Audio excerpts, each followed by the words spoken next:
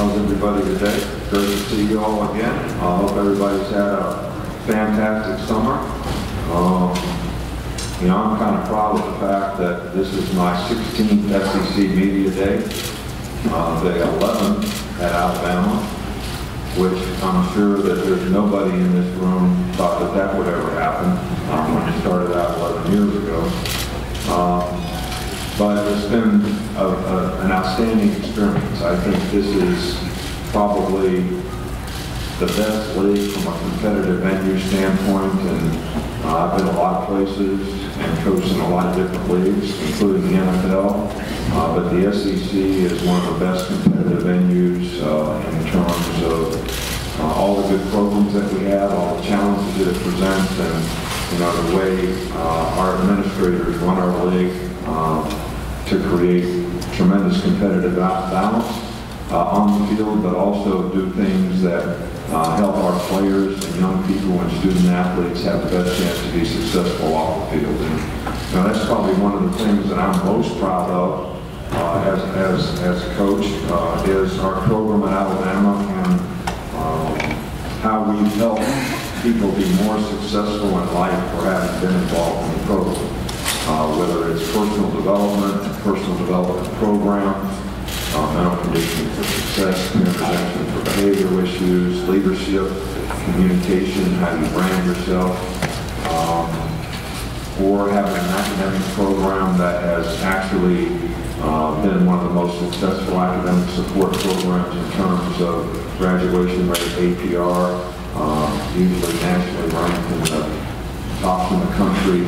The fact that we had 101 players with degrees played bowl and playoff games in the last 4 years, which is each year more than anybody in the country, but overall in the 4 years, way more than anybody in the country. So we've been able to help people develop careers off the field, which is very important to long-term success. Everybody comes to a day when they can't play athletics anymore. It's the one thing all athletes have in common, regardless of their sport.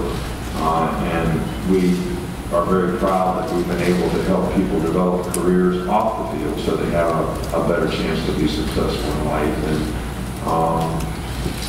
also very pleased with how we've been able to help develop football players and help guys develop careers on the field and have success on the field and try to do it the right way, so that it gives them the best opportunity to be the best version, of themselves. So we're very, very proud of that. But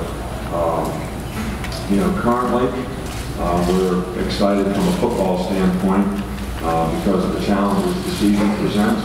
Starting with our opening game will be a very challenging game, as well as the challenges that the SEC and the teams that we play in our league and our division always present to us. And we're pleased with the team's progression, through this summer. Currently working very hard, work out, do a great job of individually staying organized and how they can develop, whether it's in 7-on-7 and the type of drills that coaches aren't allowed to be involved with, that I think has really helped the development of our young players, which I think this is going to be one of the youngest teams that we've had, probably since maybe 2012, especially on defense, where we lost a ton of really, really good players. I think 7 guys drafted off the defense, all in the first 4 rounds, and so it's going to be a challenge to replace those guys. We're going to be very young on that side of the ball, but it's also something that we're excited about as coaches, to try to help those guys develop, play the kind of football that will allow them to be individually and collectively successful defensively. Offensively, this is the first time that we've had a returning starter at quarterback since 2013, which creates the opportunity for that guy to develop in the things that he needs to do better, which Jalen has done a good job in the offseason of becoming a better passer, understanding the passing game better. And, you know, we have some good running backs and we have some good receivers and skill guys, and the offensive line has developed nicely. So it's going to be a challenge for us offensively to be able to have the kind of team that we need to have to help our defense, especially early on.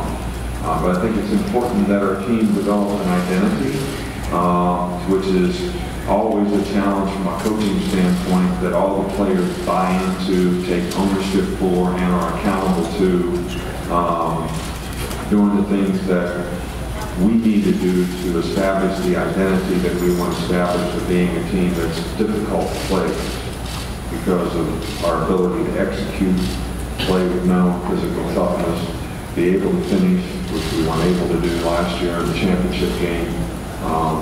So these intangible things, everybody buying in, everybody taking ownership for everything in the house. That's how you conduct yourself off the field, in the classroom, on the field. That's one of the reasons that I think we've been able to be successful with the culture of accountability that we create for our players. We define the expectations for them personally, academically, and athletically. Surround them with the kind of people that can guide them and provide leadership to help them be successful in all those areas. But they have to eventually be responsible for their own self-determination, which is what being a professional anything is. Somebody defines what you're supposed to do. You've got to go out and do a good job to do it, and that's what we try to do in our program, which helps our players be, very, very successful. From a coaching staff standpoint, we have 3 new coaches on offense. Brian Dable has done a really, really good job as offensive coordinators. The players have really responded to him well. He's got great personality. I think he's exactly what we were looking for in terms of helping us redevelop a pro-style passing attack that would go with the athleticism that some of the spread elements that we've used with Jalen and our other quarterbacks has, helped us tremendously, I think. And Mike Loxley, who's assistant offensive co-offensive coordinator and receiver coach, who has great experience, has also been a real benefit, to us. And Joe Panunzio coming back to coach special teams and tight ends after being with the Eagles for a couple of years. We're excited about the staff that we have. Defensively, we're all the same. Jeremy Pruitt has done an outstanding job in the system for a long time, understands how to apply it. And, last year's defense was probably one of the best that we've ever had, and he certainly contributed with his knowledge and expertise and leadership. He certainly contributed to that last year. J.K. Scott's probably one of the best punters in the country, so that's the start of having a good specialist. We'll have some young players compete for long snap and field goal kicker, and I think special teams is something that we really try to promote with every young player. If you have good team speed, you usually have, pretty good special teams. So we're excited about the 3 players that are here today: Bradley Bozeman, Calvin Ridley, and Nick Fitzpatrick. All guys that have done a fantastic job of representing the University of Alabama, our football program, on and off the field. So those guys are all some players that we are really, really proud of as people, as students, and as football players. So, questions? Thank you, Coach. If you have a question, raise your hand. We'll start up here on the front row on the left with Ron. Ron Hagelsball.com, Constantine. Nick, you came so close to winning the national championship last year. Do you self-assess any differently when you come that close and lose as opposed to when you win it? And do you do it like more intensely? And do you think I should have tweaked that? How do you do that? Well, we really try to do it the same way. Because whether you win or lose, we're always trying to self-assess to see what we need to do to get better. I think when you lose, everybody's much more, the mindset is much more, I'm willing to change. I want to learn. I don't want to waste the failure. What could we have done better? Because everybody's hurt by the fact that they lost, especially the way we lost that particular game on the last play of the game. But it wasn't the last play. It's what led up to the last play. And I think that our players realize that. It takes a tremendous amount of accountability to be able to execute and sustain the execution for 60 minutes in a game. And we played against a really, really good team, which I think when you get in the playoffs, that should be what you expect. And we weren't able to finish the game like we needed to. And I think there's a lot of lessons to learn. And hopefully we won't waste the failure. Coach will stay in the front right here in the front center section. APSTEP@BamaMag.com. Good morning, Coach. Coach, how was the recovery of Bo Scarborough and Sean Deion Hamilton, and how does Najee Harris, will he fit into the offense? Well, both players, Bo has done all the work all summer long, no restrictions. So, he's really fine. Najee's a young player who has a lot of talent and a lot of ability that we're anxious to help him continue to develop an understanding of the offense so that he can, make a contribution offensively at the running back position. Sean Deion Hamilton, who we held out of the spring, but has done everything all summer long, seems to be getting along really, really well, and did not have any restrictions going into fall camp. Okay, we'll go right here in the front row. Tony Thunder.com. Coach, there's a new rule that allows officials to penalize 15 yards for stepping on the field. What are your thoughts of that rule, and do you plan on having for lack of a better term, the get-back coach to kind of reel you in during the phone? Well, we've always had a get-back coach, and we think we need more than one, maybe. But look, I think some of the things that's happened in college football should not be tolerated. We saw Steve Shaw showed us a lot of examples of coaches going all the way out to the hash mark, and I think those coaches should have been penalized. And if those coaches were penalized and we didn't have sort of that kind of tolerance for that kind of behavior, maybe we wouldn't need a rule like this that is really sort of a sledgehammer. And I hope that this is not a circumstance and situation that affects a game in the fall, because it is pretty restrictive, but it is what it is. It's the same for everybody. We're going to do the best we can to manage it. We have a tremendous amount of respect for the officials, and they try to do a great job of managing us as coaches on the sidelines, which can be very challenging at times, especially with the emotion that goes into a game and the passion and intensity that we all have. And I have a tremendous amount of respect for the way those guys have treated me in the past, and I'm hopeful that I can be respectful enough of them not to ever put them in a position, or any of our coaches put them in a position where they have to penalize us for not, and penalize our team for not being able to behave properly on the sidelines. Which will go over here to our left, about midway back. Mike Bianchi, Orlando Sentinel. Coach, you guys have won 17 straight SEC games now. You've pretty much dominated the league over the last few years. How do you respond to those who say that your program is turning the SEC into a one-team league? And do you sense anybody getting closer to catching up with you guys? Well, I have a tremendous amount of respect for a lot of teams in our league. I mean, LSU is very, very good. Ole Miss has beaten us a couple times in the last few years. Mississippi State's got a good quarterback coming back. Arkansas's got a good quarterback coming back. A&M's always a very challenging team. I think, Kirby's doing a great job at Georgia. Jim McElwain's doing a good job in Florida. Tennessee has gotten better and better every year. I'm trying to think of somebody in our league that I don't have a tremendous amount of respect for. Vanderbilt went to a bowl game last year and had a winning season. So, I think there's a lot of parity in our league. I think it's very challenging from a consistency standpoint in our league. I think that we have one of the youngest teams that we've ever had. So it's going to be a real challenge for us to maintain the standard that we've been able to maintain in terms of, especially on defense, especially in the front seven, for all all the good players that we lost. So I have a tremendous amount of respect, and I don't see us being any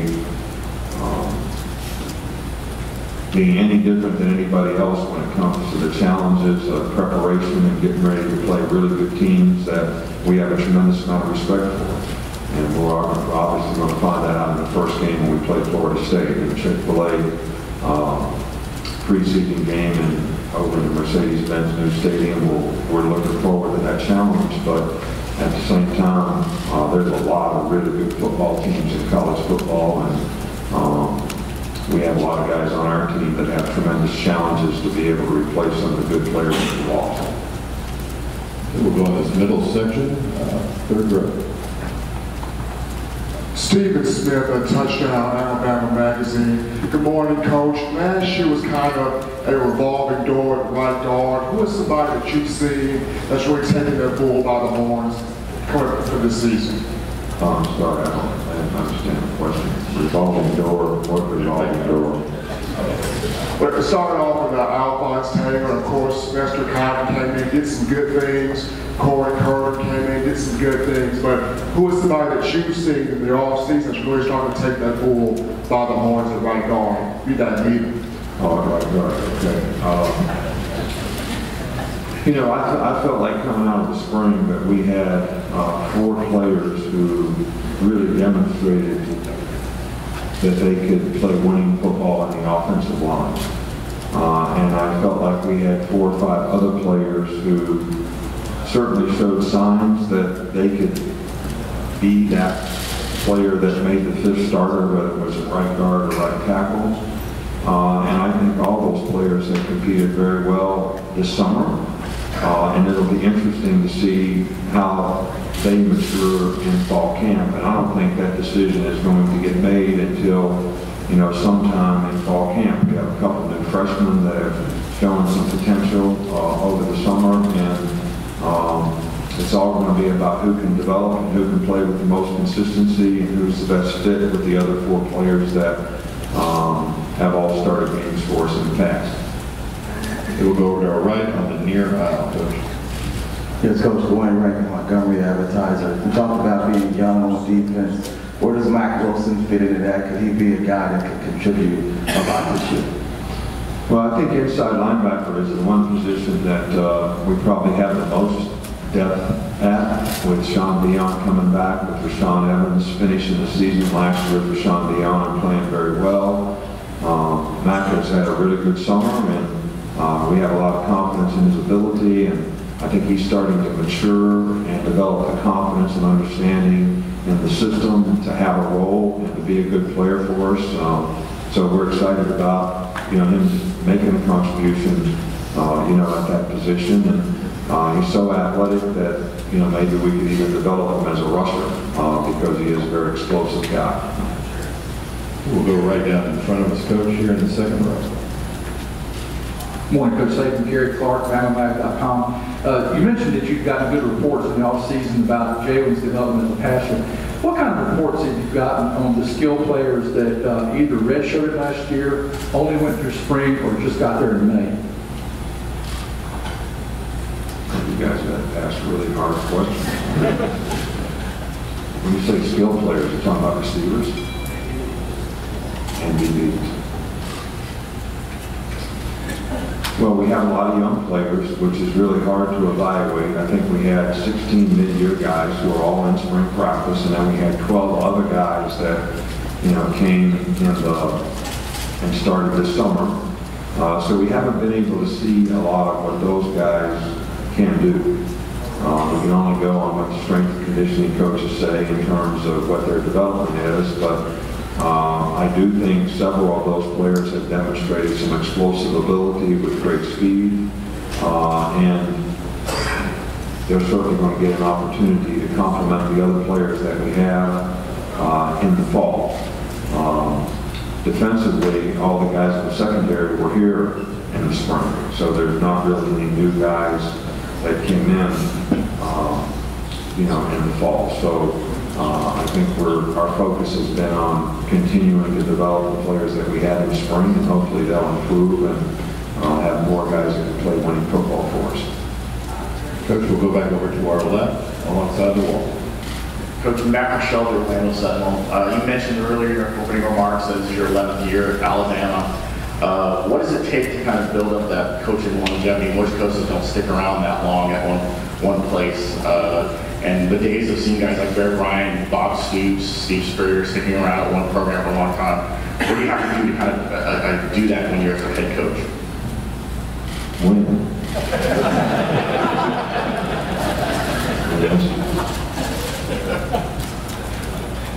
Well, I think we all go through transitions and we learn about ourselves as we go through the years. And I think there was a lot of time and circumstance involved in me coming to Alabama. I loved LSU, I loved Louisiana, I loved the people in Louisiana, but it was always in my mind that I was going to go be a head coach in the NFL someday. And I did that, and I learned a lot about myself and felt very fortunate to be able to have the opportunity to go back to an SEC school that had a chance to be successful, an administration who would make the kind of commitment to do the things to help players be successful, to create value for players so that you could recruit good players and coach good players and have a chance to be successful. And we've had a lot of people in our program, whether it's a lot of good coaches, a lot of good players, a lot of support staff who our administration, Mal Moore, Bill Battle, our athletic directors, our athletic administration, Dr. Witt, who was our president and chancellor during my tenure there, who all made our team, including our fans and their support, have a chance to be successful. So we feel very fortunate every day that we have this opportunity, and hopefully we can continue to do it. And I just look forward to having the opportunity to do it again, this particular year, and hopefully continue to do it in the future for a good long while. We'll go right here in the center section, second row on the Morning, Coach. Brian Gale, Daily Mountain Eagle in Jasper. Aside from the rule that was spoken of earlier this year with the conduct, 2 more additional rules have also been proposed for this year and will be implemented that affect playing on the field. The one is obviously the hurdling or the jumping rule to block. The other one is tackling with the collar. When these particular rules are introduced and to be implemented that directly play on the field, what is the process you and your coaching staff go through to acclimate the players to it and try to get them to the point to where on the field they'll be a lot more acclimated to it? Well, I think that both of these rules are actually targeted at player safety, which I think is one of the most important things that you always want to emphasize with your players, as a coach. Injuries are a part of the game, but if there's anything that you can ever do to avoid injuries by the way you practice, the way you prepare,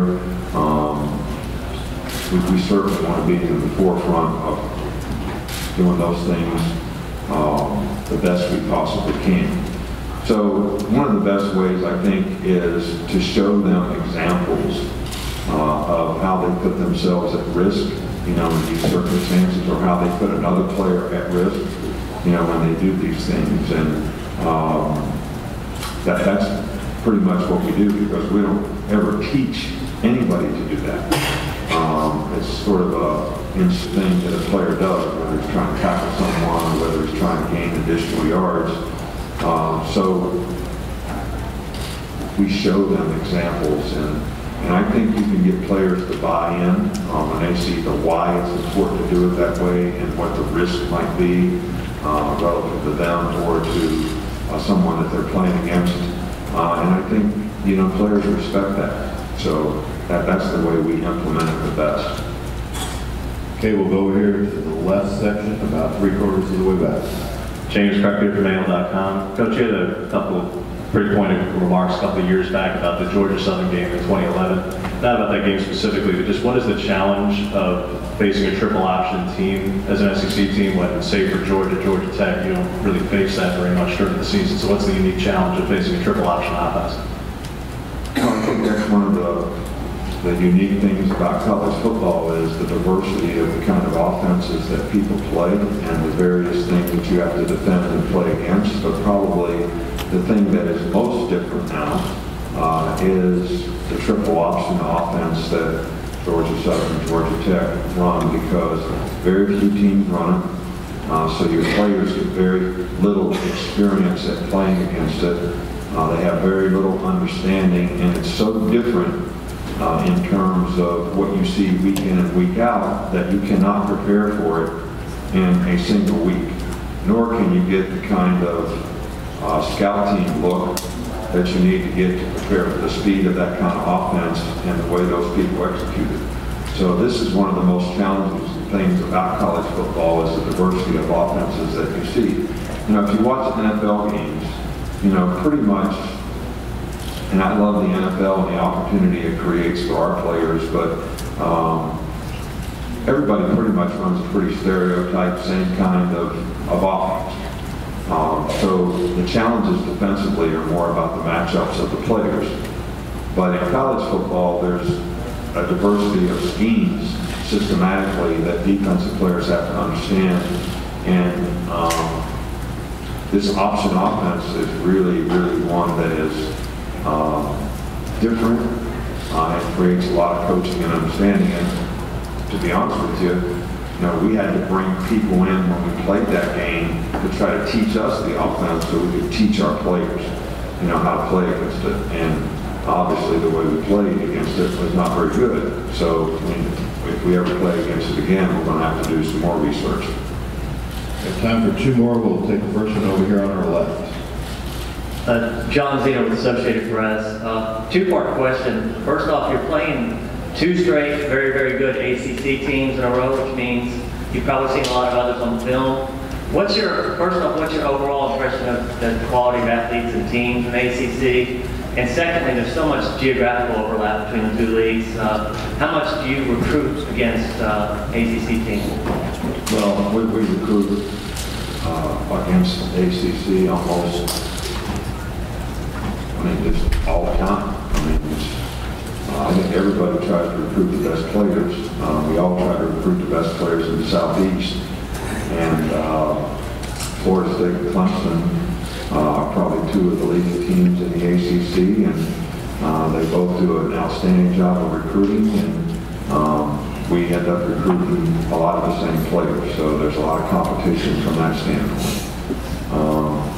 I think those two teams that I mentioned probably represent and have dominated the ACC as a league for the last few years. I think they both have great coaches, great programs. They've had good quarterbacks, and they have a lot of good players. And I think that we obviously have played Clemson 2 years in a row in championship games, and we're kind of 1-1 against that group, and I think that Florida State has been one of their biggest challenges in their league, and probably have as many good players returning as anybody in college football. So we have a tremendous amount of respect for the league, and we played, the two top teams in that league, or will play, have played, and will play, and that's very challenging. And Florida State especially is built like an SEC team, like our teams. If you think of Florida State, you think of fast, explosive players, which they have a lot of, but they're also a big, physical, play great defense, tough, team. And I think it's probably Kimbo's experience in this league that sort of why he built his team that way, and that's certainly the kind of team that they have this year. Coach, we'll take one final question to our right, along the Chase Goodred with NFL.com. Coach, I had a question about the new rule that allows scouts extra access to a few underclassmen in the spring. The access that the scouts got in the spring kind of varied a little bit from school to school. just height, weight type measurements at some places and a more complete workout at others. The question is, what was the level of access at Alabama, and what level of access do you think would be ideal? Well, we give the ultimate level of access to the NFL. My theory on it is Aaron Judge is a pretty good player, but the way I understand it, he spent a couple of years in the minor leagues. Is that right? Before he really came up, and now he's a rookie that's pretty much a dominant player. Well, if that guy wasn't ready to play in football when he was 22 years old, he might not make the team. All right, so what these players have to realize is when they make a decision to go out for the draft, it's kind of an all or nothing thing because there is no second developmental chance for them. That's what college football is for them. And if a player's not going to get drafted or have a first round grade, and how do you know that if you don't give the NFL access to know what the guy's speed is, what his character is, what his, all the measurables that they want. So we want to get the best information to them so they can give us the best information about where a player is going to get picked, so our players can make a good decision as to whether they go or stay. And we've had a significant number of players who have benefited from staying in school. They've graduated, but they've also moved up significantly in the draft. So, and your security as an NFL player comes in terms of how much guaranteed money you have. So obviously if you're a first round pick, they're not going to cut you. You're going to make the team. You're going to have a chance to develop. If you're a second round pick, it's probably the same thing. To a lesser degree, but probably the same thing. Past that, you're at tremendous risk as to whether you're even going to make the team or not, and it is an all or nothing, thing. So that's why it's a more critical decision to me for football players, and that's why we like to give them the access that they need. And we actually were a proponent of allowing them to get more access so that they could make a good decision about a business decision about whether to go out for the draft or stay in school. Thank you, Coach, for your time. Well, first of all, in closing, I'd like to thank each and every one of you. I think what you do is in promoting our game and the players who play it is a very important part of creating a lot of interest for our fans, the people who support and love college football. And there's a lot of great things that college football brings to a lot of young players and a lot of entertainment to a lot of fans. And I think what you do certainly creates a lot of interest. And even though sometimes you think I'm not in your corner, I certainly do appreciate everything that you do to promote our game and the players who play. So thank you very much.